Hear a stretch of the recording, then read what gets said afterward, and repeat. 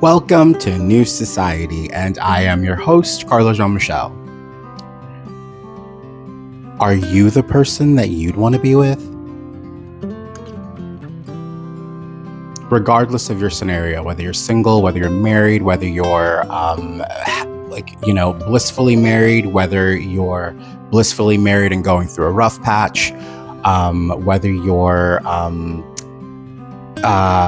waiting for your first relationship, or my least favorite game, which is what I call greener pastures, where you're deluding yourself into thinking that the grass is greener over there, completely unwilling to accept how long it's been since you've watered your own grass. In all of those scenarios, remove the other person for a second. How are you? Are you good? Do you like how you show up? Would you be happy in a relationship with you? Are you a safe space? Are you someone's peace? Or are you someone's greatest trigger? Ironically, the two can exist in the same space. But even then, if you know how to trigger someone, are you compassionate about it? Are you apologetic? Or is being with you like walking through a field of landmines? As always, any questions that I ask here, that I ask to my clients, that I ask anyone that I'm having a conversation with, I've asked myself. And in a world today where everyone is so quick to cuss someone out because they were disrespectful, because they didn't respect their boundaries, because the person's having a bad day, whatever it is, who calls you out? Who holds you accountable? Can you do wrong? Are you willing to apologize? When's the last time you did? I'm not sure if I asked this question or not yet, but are you a safe space for your person? Are they allowed to be their authentic self and not feel judged? Do they have to worry about being shamed? Do they have to worry about being ridiculed? Do they have to worry about you holding what they told you in confidence against them? When they tell you something, is that it? Does it go into the vault? Or does it hover until you feel like you need to embarrass them? Where do you fall? Who are you? Would you want to be with you? Are you holding space for the kind of relationship that you want? And this isn't just romantically. This is in all relationships. A couple of years ago, 4 years ago now, I believe it was December 2021. I actually made a post about this. I was having a conversation with a friend, and I said, "Oh my God, I had this crazy thought the other day about, we spend so much time calling in what it is that we want, but how often do we actually prepare for what it is that we asked for?" And this goes to anyone who is still waiting to be in a relationship, or anyone who, like, for the first time, or anyone who's waiting, who's done some work and is putting themselves back out there and is ready to give it another shot. How are you in conflict? Are you the kind of person who can take a step back and say, "I'm not really sure what's going on. I need time to process this"? Or are you able to say, "Hey, I really don't like how I spoke to you in that the last time, whenever. I apologize. I never want to, etc."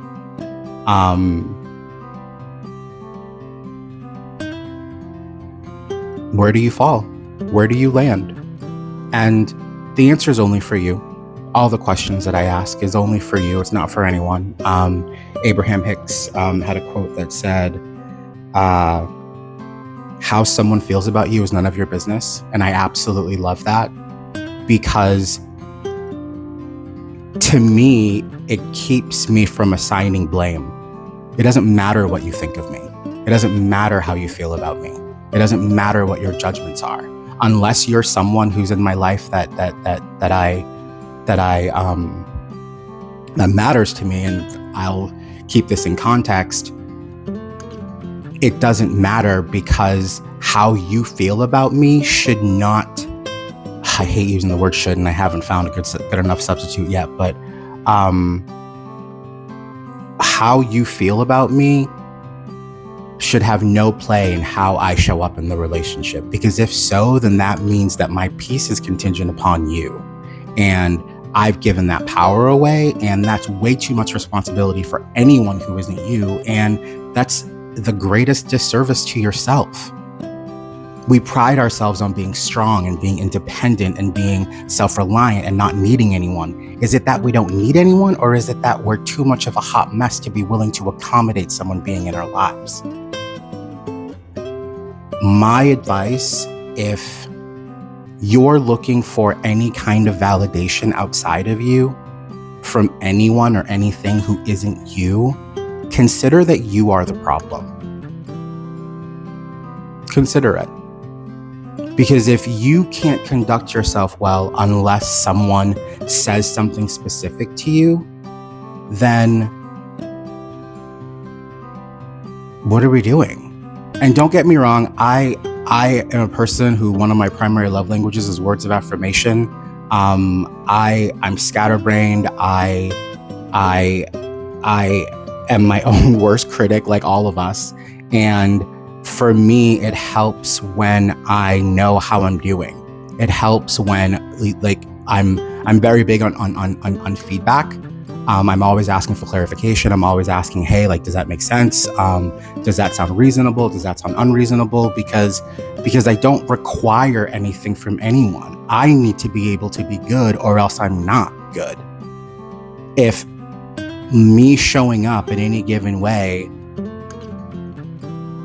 is immediately impacted by someone else, either A, I need to check that, or B, I just need to remove myself, because I'm the problem in that scenario. It doesn't matter what the other person's doing. Even if I've been vocal about, hey, I need this from you, and they haven't given it to me, that's not their problem. It's not their business. It's mine. These are my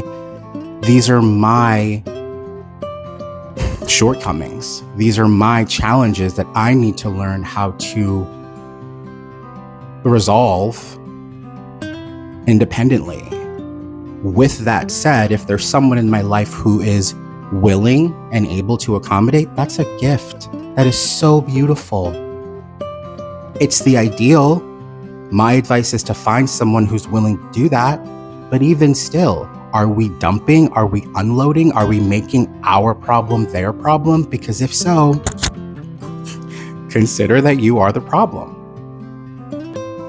I just think the more we keep ourselves in check, the more we can exemplify sentiments like it's you and me versus the problem. If I'm coming in saying, hey, I'm not sure that this is what's happening, but as best as I understand it, this is how I'm perceiving it. To me, that implies, hey, let's figure this out together. I'm not saying that you're doing this, but I'm saying that something's coming up that I'm having a hard time reconciling or wrapping my head around. That's not a charged discussion. That's not a, hey, can we talk? That's not a, hey, you did this. That's not a, hey, I'm sick and tired of, or there's no accusation. There's genuinely a, hey, can you help me out really quick? And I mean, in my own life, it's so far so good. That's how I always do it. I'll be the first to say, hey, I really don't like how I did this. I really don't like how I spoke to you. I could have handled that so much better. That's not what I meant to say. I should have taken more time before I brought it up. Whatever it is, simply because I want to be a safe space. I want to be that person that you can let your guard down completely in front of me and trust that I'm not going to hold it against you. I want to be the person that I want to be with. And so it's my responsibility to be willing to show up as that. And in a world where we weren't taught this stuff a decade ago, I want to do my part. I'm not allowed, from my perspective, to get pissed off and angry if someone's not willing to meet me where I am, if I'm not where I say I am. As always, take what works and leave what doesn't. I am very vocal about the fact that this is your journey and it's your responsibility to live it on your terms and not as society dictates, simply because we don't live in a one-size-fits-all society. My neighbor and I shouldn't be like identical. Like in our beliefs and our approaches to things, we're meant to be different people. We're meant to be considerate. We're meant to be respectful. We're meant to stay in our lanes, but there are 8 billion of us. We're not supposed to be the same. Respectfully. That's what this entire message is about. Take care.